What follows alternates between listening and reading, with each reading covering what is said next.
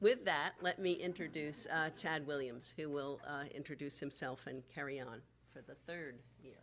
All right, hello everyone. Thank you, Susan, for the introduction. My name is Chad Williams. I'm Associate Professor and Chair of the African American Studies Department here at Brandeis.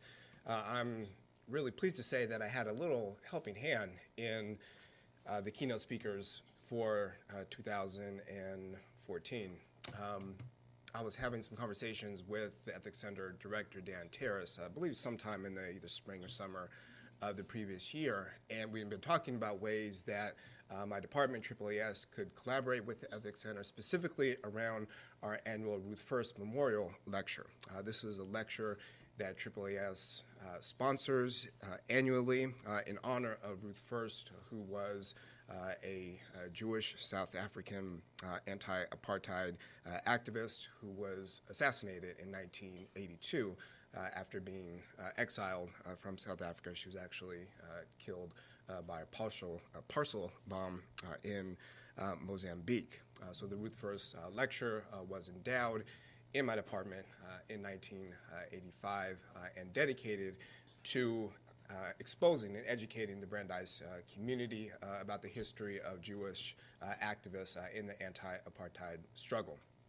So Dan and I really wanted to find a way to collaborate around this particular event, but we're also interested in working together to recognize the 20th anniversary of the 1994 South African elections, the first free elections in South Africa's history following the fall of apartheid. So we put our heads together, kind of reconnected later that summer, and Dan suggested that we perhaps think about inviting two of Nelson Mandela's grandsons. It would have been great if we could get Nelson Mandela himself, but didn't quite have that cachet, and unfortunately he was in ill health. So two of Nelson Mandela's grandsons would certainly be a welcome arrival. They had just recently partnered with the Tribeca Film Festival to produce a series of films on Nelson Mandela's legacy.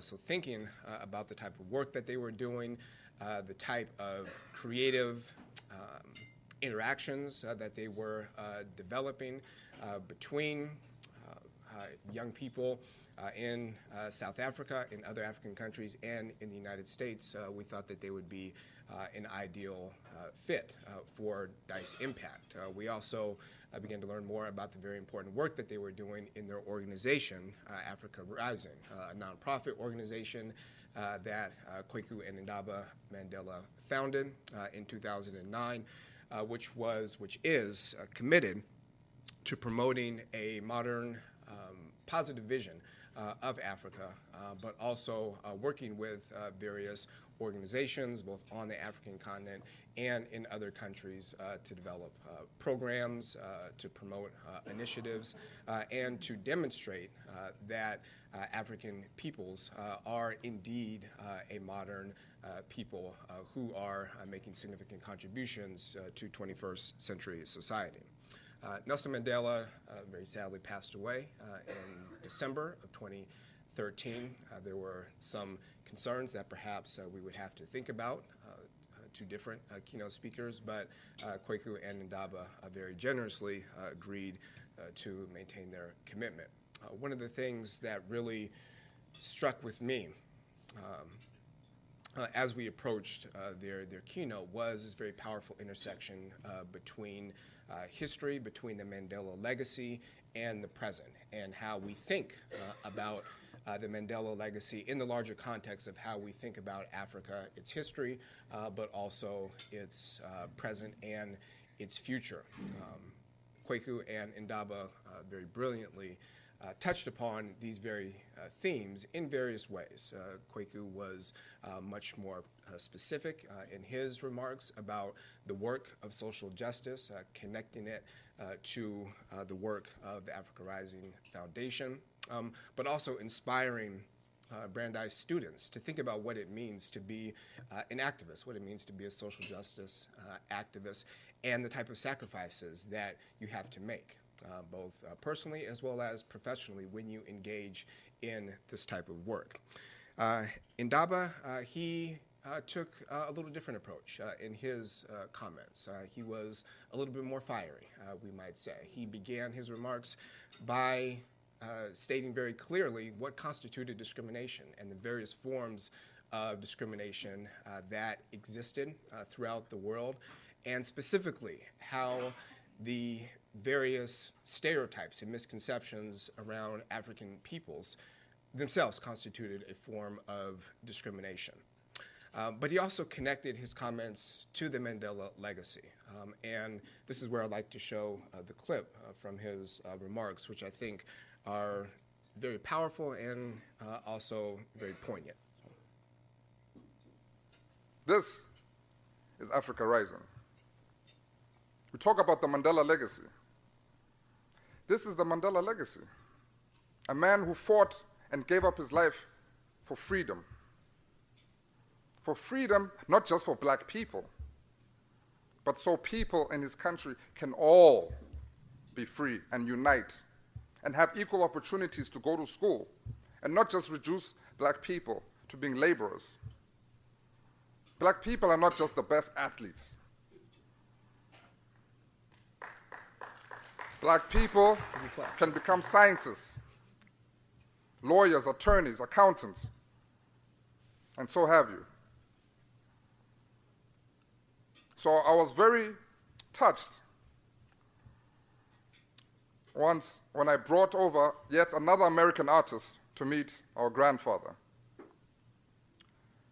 And this American artist came over, greeted the old man, and played the piano for him.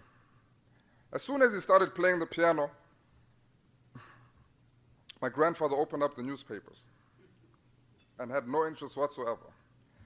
I said, no, Granddad, no, Granddad, you can't do that. Please, just give him 2 minutes. Let me finish the song. He said, okay. He finished the song, and he came over, and he thanked the old man, and he said, thank you for signing my book. Thank you very much for giving me the opportunity, etc., etc. And the old man said nothing to him. He turned to me, and on the paper, on the back page is the sports section. There was a picture of one of the famous rugby players. And he said, Ndaba, do you know who this is? And I said, yes, Granddad, it's Brian Habana. Plays rugby for the Springboks. He said, okay. And that was it. That's all he said, that whole time. And at first, I didn't get it. But later, I started to understand that, okay, the old man is trying to tell me, Ndaba, I keep meeting these American artists, and it's great. However, do you know your own African artists? And that reaffirmed to me that the work we were doing with Africa Rising was on the right path. So I love this clip for a couple of reasons. One is that it humanizes Nelson Mandela in a beautiful way. The old man, right? Nelson Mandela, not just as this symbol, not just as this almost otherworldly type of person, right?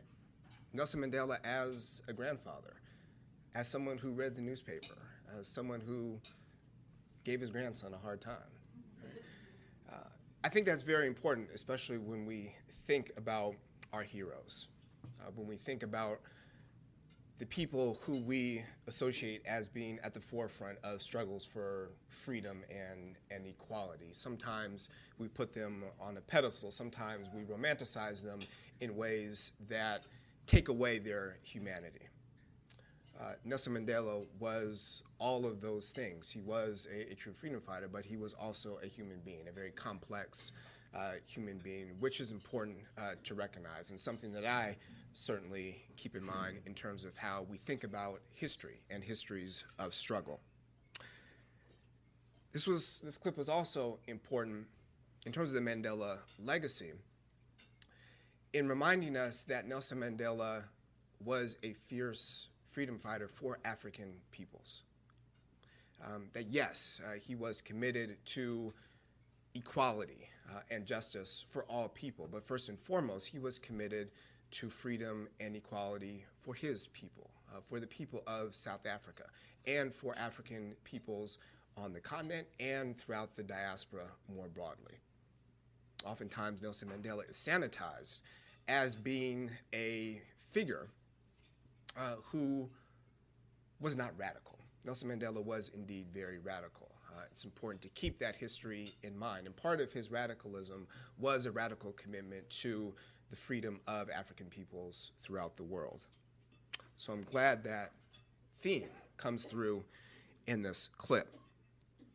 Another important theme that Indaba touches upon is the image of African peoples, how we are still saddled by negative stereotypes, images of Africa, and how vitally important it is to recognize the diversity of Africa, as Madeline spoke to, but also to recognize the contributions of African peoples in history, but also in the present as well. Right? The need for African peoples themselves to embrace their contributions, their modern contributions to society, and to be able to share those with the world. That's the work that the Africa Rising Foundation does.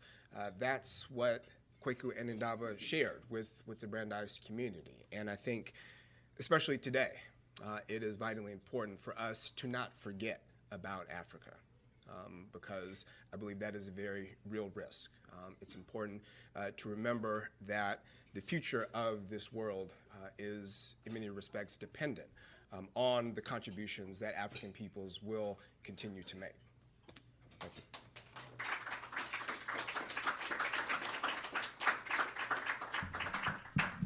Thank you, Chad. How many of you were at the keynote speech by Rebecca Walker the other night?